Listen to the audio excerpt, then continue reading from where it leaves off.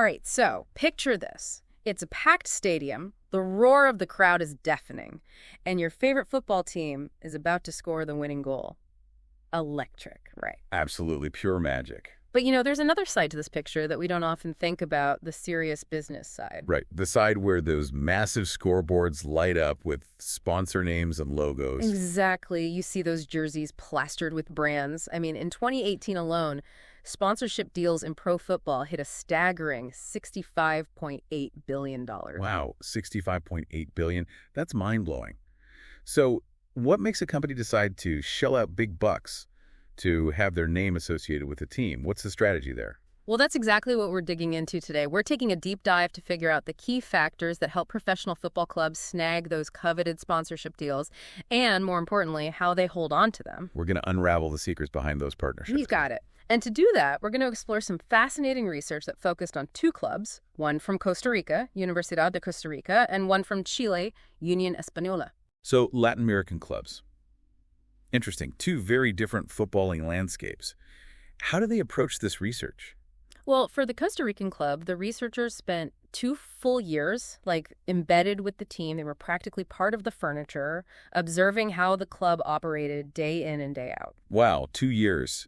That's a serious commitment to understanding the inner workings of a club. It is. Yeah. Now, for the Chilean club, they took a different approach. They did these deep dive interviews with the folks running the marketing side. Plus, they dug into the club's archives, historical documents, you name it. So a blend of real-time observation and delving into the past. Sounds like a recipe for some insightful findings. Exactly. So whether you're a diehard football enthusiast or just fascinated by how organizations work, our goal today is to understand the organizational behaviors that help a football club attract and, most importantly, keep those all-important sponsors. Sounds like a plan. Let's kick things off.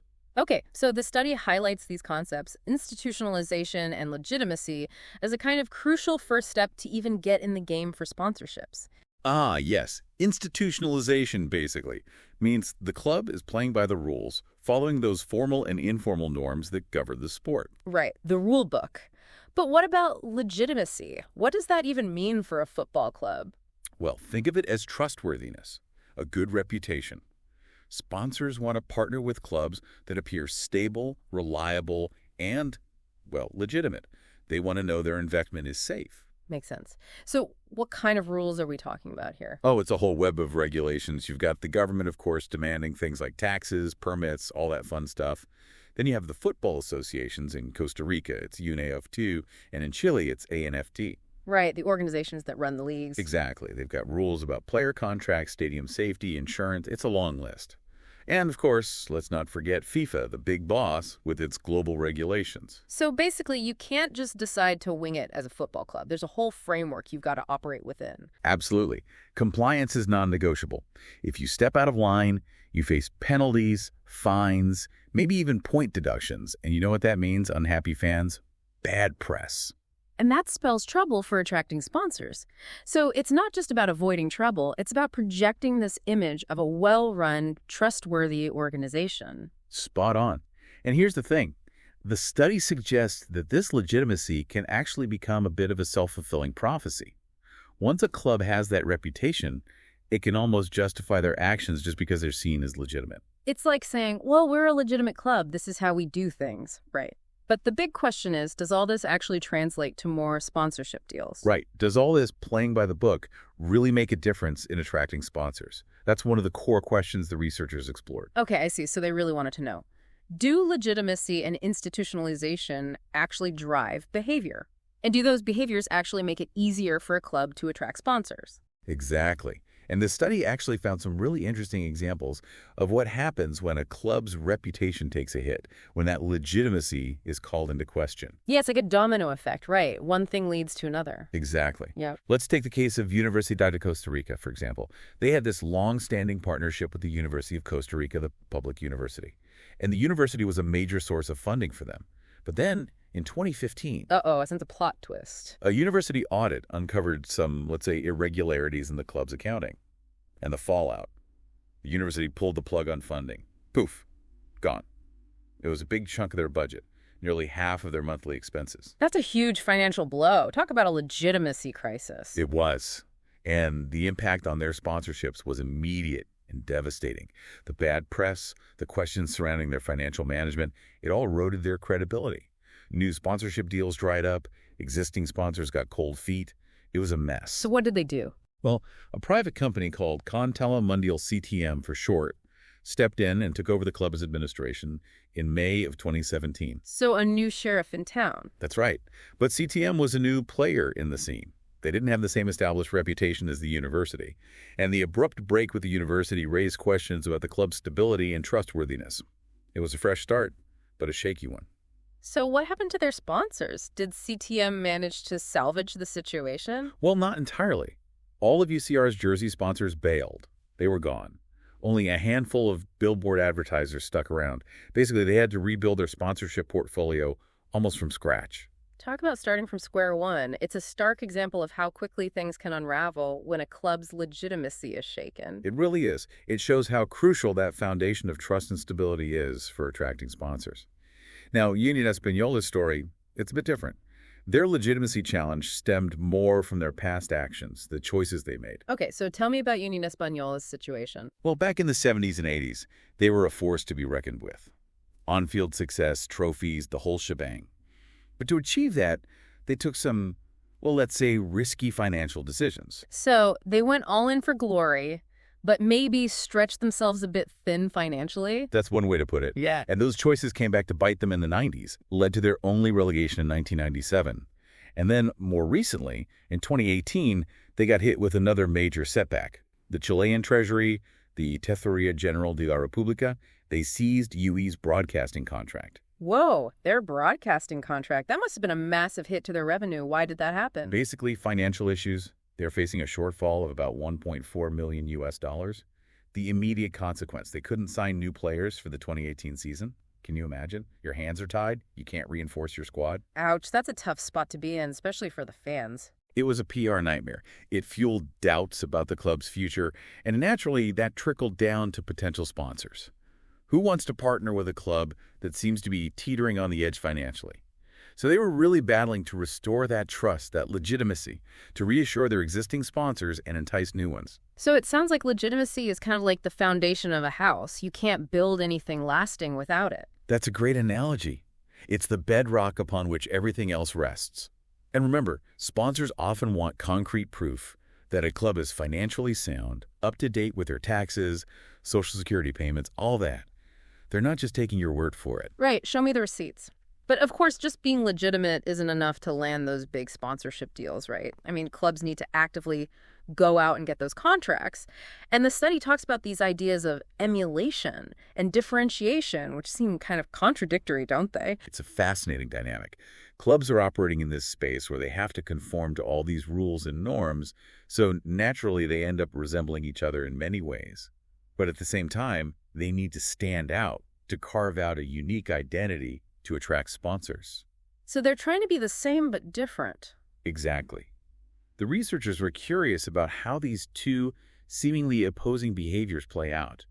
Do they work together to enhance sponsorship efforts? It's a balancing act. And I'd imagine that for smaller clubs, those that don't have the same brand recognition or financial muscle as the giants, this balancing act becomes even more crucial. Absolutely. These smaller clubs have to be incredibly resourceful. They have to squeeze the most out of every opportunity, every dollar. And that's where resource-seeking strategies come into play. So what are some of the tactics they use? One common approach is called benchmarking. Essentially, it's keeping an eye on the competition. What are other clubs doing that's working? Can we adapt that to our own context? Makes sense. Learn from the best, right? Exactly. For example, UCR actively scouted out companies that were already sponsoring other First Division clubs in Costa Rica. They figured, hey, if those companies are investing in our rivals, maybe they'd be interested in us too. Sounds like a solid strategy, but I can see how that could also create some challenges. If everyone's benchmarking, doesn't that lead to everyone chasing the same sponsors? Wouldn't that make it tougher to secure deals? You hit the nail on the head. That's the inherent risk with benchmarking. If every club is copying the same playbook, those sponsorship dollars get spread thin. And it often comes down to who gets there first. UCR found that out the hard way. They were the first in Costa Rica to sign a broadcasting deal with the Mexican channel Multimedios. A coup, right? It was. But guess what happened? By the next season, two other clubs, AD Santos and AD San Carlos, had also inked deals with Multimedios. So, being a pioneer doesn't guarantee long-term exclusivity. So even when you're first, the competition catches up fast. That's the nature of the game. Another tactic UCR used was to aggressively pursue any new sponsors they spotted advertising with other teams. If they saw a logo on a jersey they didn't recognize, they'd try to set up a meeting right away. Proactive, I like it. It was. But often, they ended up with less favorable terms because they were essentially playing catch-up. The other club had already established that relationship, negotiated the best deal. So it's a bit like a race, but you're starting a few steps behind. Exactly. Now, Unión Española, they also do their fair share of benchmarking, but they seem to place a bigger emphasis on nurturing their existing partnerships. So keeping the sponsors they already have happy. Exactly. They offer incentives for sponsors to sign multi-year contracts, and they put a lot of effort into proving their worth. They'll create these detailed ROI reports to demonstrate the value sponsors get from their investment. Transparency, showing them the results. Smart move. It is. But UE also faces its own set of constraints. In Chile, there's this agreement between the National Football Association, the ANFP, and Scotiabank. It basically prevents other clubs from signing sponsorship deals with other banks.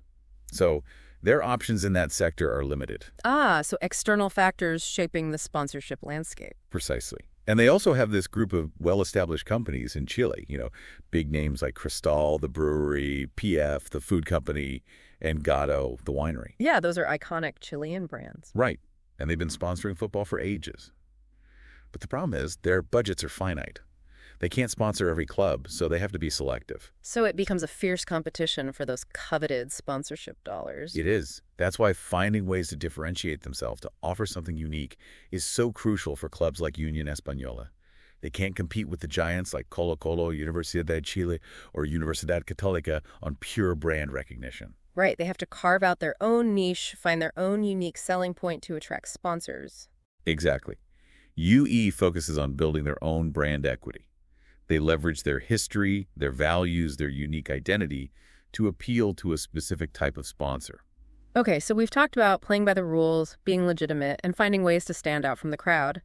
But what about learning and adapting? The study also mentions learning behaviors. How does that play into securing those sponsorship deals? Clubs, like any organization, are constantly learning from their own experiences, from watching others, from their successes, and of course their failures. And the researchers wanted to understand if these learning behaviors actually translated into better sponsorship outcomes. So it's about being adaptable, evolving with the times. Exactly. And it's not just about copying what others are doing. It's about understanding the nuances, the context, knowing what works for you and what doesn't. Sometimes the best lesson learned is knowing what not to do. Can you give us some examples of how this learning plays out in the real world, like with the clubs in the study? Absolutely. Let's start with UCR. They took a close look at what other clubs were doing to enhance the game day experience for fans. Things like having kids participate in the kickoff ceremony or having bands play music before and during the match. So adding those extra elements to create a more festive atmosphere. Precisely. They borrowed these ideas from other successful clubs in Costa Rica. But here's the catch.